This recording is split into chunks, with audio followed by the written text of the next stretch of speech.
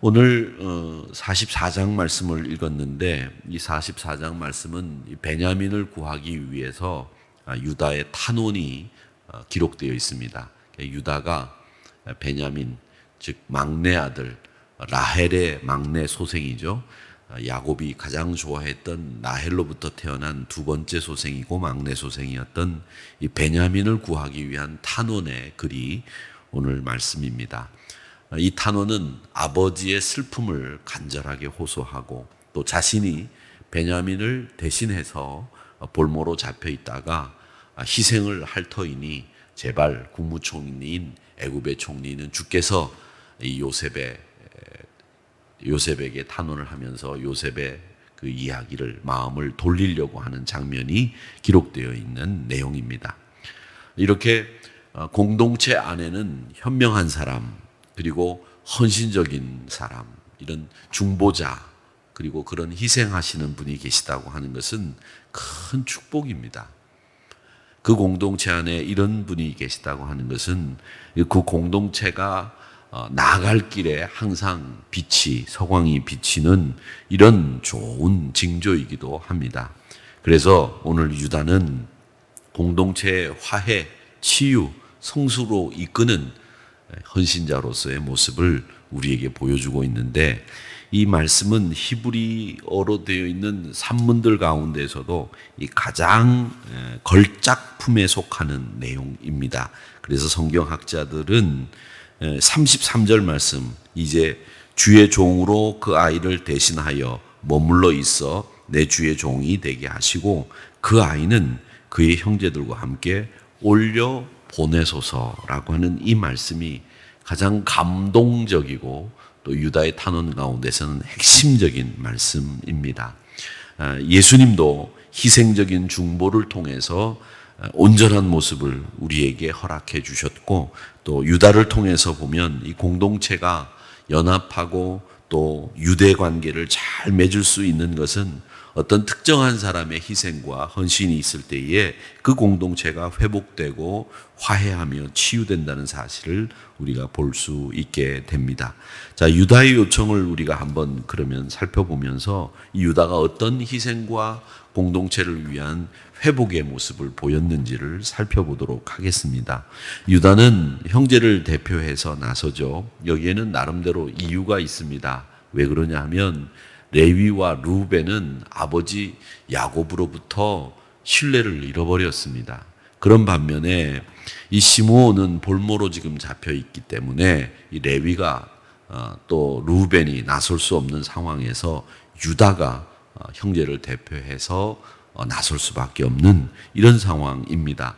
또 게다가 아버지에게까지 자기가 아들 둘을 담보로 맡길 터이니 아버지, 이 공동체를 회복하기 위해서는 내가 베냐민을 데리고 이집트로 가야 됩니다 라는 말을 이미 했기 때문에 자신의 목숨과 자기 가족까지도 이 담보로 걸고 가족을 또 공동체를 구원하겠다고 하는 약속을 했기 때문에 그가 자연스럽게 대표가 될 수 있었던 겁니다.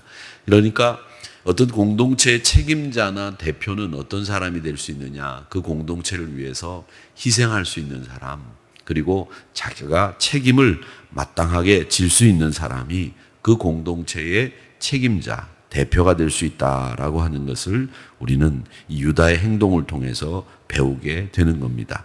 자, 그러면서 이 요셉 앞에서 유다는 그가 나눈 대화를 다시 한번 회상하고 복기하면서 이야기를 합니다. 그러면서 유다는 동생이기도 한 이 요셉에게 계속 마스터라고 하는, 주라고 하는 표현을 쓰고 자기는 종이라는 표현을 쓰면서 요셉 국무총리이죠. 그에게 깍듯한 예우를 표하는 모습을 보입니다.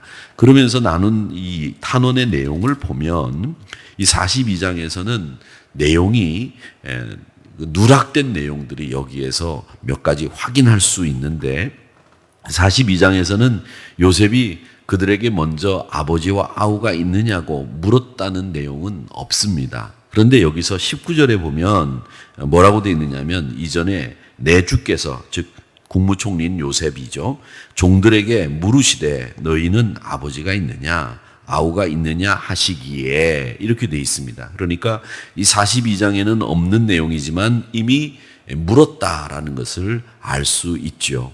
또 그들은 요셉과 막내 베냐민을 아버지에게서 떼어 올 수 없으니까 과중한 명령을 철회해 주시면 좋겠다고 하는 부탁을 했었습니다. 만약에 막내까지 잃게 되면 그들의 아버지는 죽을 것이기 때문에 이것 역시 42장의 대화에서는 누락이 되어 있는 부분입니다. 그래서 유다는 요셉이 그들에게 지시한 명령을 그대로 아버지에게 전해 주었고 또 아버지가 그 이야기를 분명히 들었다라고 하는 것을 애써 강조하면서 지난 이야기를 복귀하고 회상하고 있는 겁니다. 자, 요셉이 막내 베냐민을 종으로 삼겠다고 하자 유다가 나서서 말할 기회를 요청하는데 이 유다가 이 왕과 다름이 없는 이 국무총리에게 나서서 자기 발언을 한다고 하는 것은 이건 보통 용기를 가지고 이야기할 수 있는 부분이 아닙니다. 그러니까 왕이나 국무총리나 특히 이 권력을 가지고 있는 사람들과 만나서 이야기하는 것은 고대 사회에서 목숨을 담보로 할 수밖에 없는 일들입니다. 누구도 나설 수 없는 상황이죠. 그런데 유다는 나섰습니다. 유다가 나섰다라고 하는 이야기는 뭐를 얘기하느냐면 희생을 하겠다라고 하는 각오를 가졌기 때문에 그 두려움을 이길 수 있었던 거죠. 나는 죽어도 좋다. 이 공동체를 살려야 되겠다. 우리 가족을 살려야 되겠다. 이제는 더 이상 방관하지 않겠다. 이제는 내 이익만을 추구하는 삶을 살지 않겠다. 이렇게 상황을 책임지려고 하는 용기가 필요한 시점에 유다가 나섰다라는 것을 알 수 있습니다. 사랑하는 성도 여러분, 용기라고 하는 것은 자기 희생이 뒷받침되어야 용기가 진정한 용기가 되는 것을 우리가 이 유다를 통해서 배우게 되는 겁니다. 자, 그러면서 유다는 이제 간청을 합니다. 뭐라고 간청을 하느냐 하면 이 아버지 야곱이 아들들이 다 죽어도 좋으나 막내 아들 베냐민만큼은 죽일 수 없다라고 하는 단호한 입장 때문에 야곱이 아들들의 간절한 부탁을 거절했다라는 이야기를 합니다. 특별히 이 아들 요셉, 지금 국무총리로 있지만 이 아들 요셉을 잃었기 때문에 그 동생인 베냐민마저 잃는다고 하면 나는 죽는 날을 슬퍼하면서 죽을 수밖에 없다라는 이야기를 하고 있습니다. 이 유다는 야곱의 편애하는 것을 있는 그대로 요셉에게 전하는 모습을 볼 수 있습니다. 그러면서 아버지는 비난하지 않고 오히려 현실로 받아들이는 장면이 나옵니다. 그런데 유다가 이 동생 요셉을 미디안 상인들에게 팔아버릴 때에 그 형제들은 그 상황을 어떻게 이해하고 있었습니까? 채색 옷을 입힌다. 아버지가 요셉만 사랑한다. 거기에 질투와 분개를 안고 이 요셉을 미디안 상인들에게 팔아버리지 않았습니까? 그런데 지금은 유다를 비롯한 형제들은 아버지가 아들 요셉만을 편애했던 이 사실을 그냥 현실 그대로 받아들이고 그대로 기술하고 이야기하고 있는 담담한 그들의 심정을 우리가 볼 수 있습니다. 그러니까 아버지의 편애로 인해서 질투와 증오심과 분노가 일어나서 거기에 사로잡혀 있었던 이 형제들의 모습이 이제는 사라져버리고 요셉을 없애려고 했던 그 생각도 사라져버린 이 변화된 형제들의 모습을 볼 수 있다는 거죠. 이런 것을 보면 아하, 이 공동체가 회복될 수 있는 기미가 보이는구나. 회복될 수 있겠구나. 이런 생각을 할 수 있게 됩니다. 그러면서 이 유다의 탄원을 이렇게 보면 아버지에 대한 불만, 시기 이런 마음이 전혀 없고 도리어 아버지에 대해서 연민의 정을 느끼는 아버지를 이해하는 이런 입장에 서서 탄원을 하는 유다의 모습을 볼 수 있습니다. 그러면서 이 짐승에 쫓겨 죽은 줄 아는 총애하는 아들의 죽음을 슬퍼했던 아버지의 심정을 총리에게 그대로 전달하면서 선처를 구하고 있다는 겁니다. 사실 이 야곱에게 있어서 이 베냐민은 특별한 아들입니다. 라헬이 죽으면서 낳은 아들이기도 하지만 이 야곱은 이 베냐민에게 왜 특별하냐면 라헬에게 자기가 몹쓸 짓을 했다, 빚졌다라고 하는 생각을 가지고 있기 때문에 그 빚진 라헬에 대해서 야곱은 베냐민에게 그 사랑을 보충하기 위해서라도 그에게 특별한 사랑을 베풀었기 때문에 이 아버지의 이 베냐민에 대한 사랑은 특별했다라고 하는 것을 알 수 있습니다. 그래서 만약 이 베냐민이 우리와 함께 고향으로 가지 않는다고 한다면 아버지가 죽는 날까지 슬퍼하다가 결국 비극적인 삶을 마치게 될 거다라는 이야기를 합니다. 유다가 쭉 지금까지 이야기한 가족의 내력, 이걸 보십시오. 이 이야기를 보면 베냐민이 얼마나 소중한 존재인가를 형제들이 지금 다 알고 있다라는 이야기를 하는 거죠.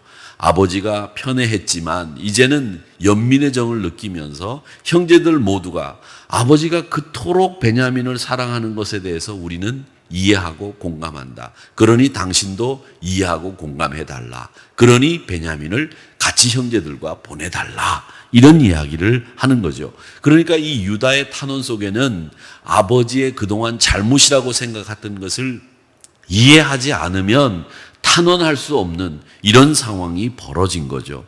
아버지의 안위를 위해서, 형제들의 안위를 위해서 목숨을 걸고 이해하는 탄원의 말씀을 보면서 이런 말씀들이 결국 그 가족들의 회복을 주도할 수 있는, 성숙을 이끌 수 있는 유다의 변화된 모습을 우리는 보게 되는 겁니다.